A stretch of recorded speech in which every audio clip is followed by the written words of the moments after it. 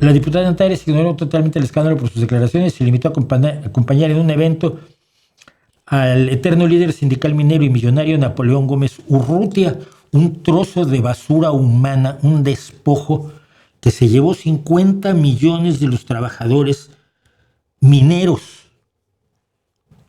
Se robó y Morena lo perdonó.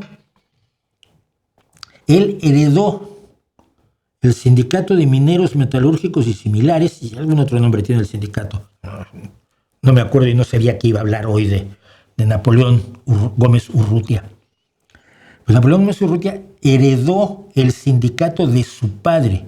Ellos eran los clásicos que se llamaban líderes charros, que actuaban como si el sindicato fuera su caballo y ellos hacían que hiciera el caballo los trucos que deseaba el señor presidente del PRI, por supuesto, en aquellos años.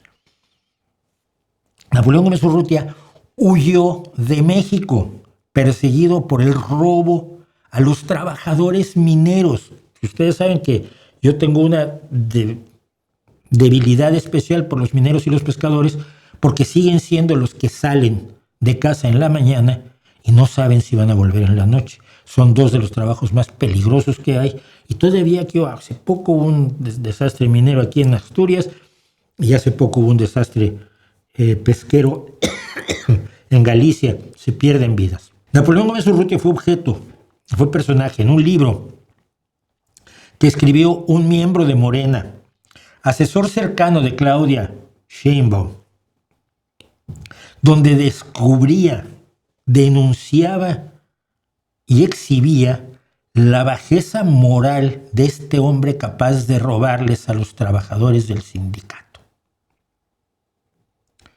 Y luego cuando Morena lo perdonó y se lo trajo para que fuera senador, se le olvidó.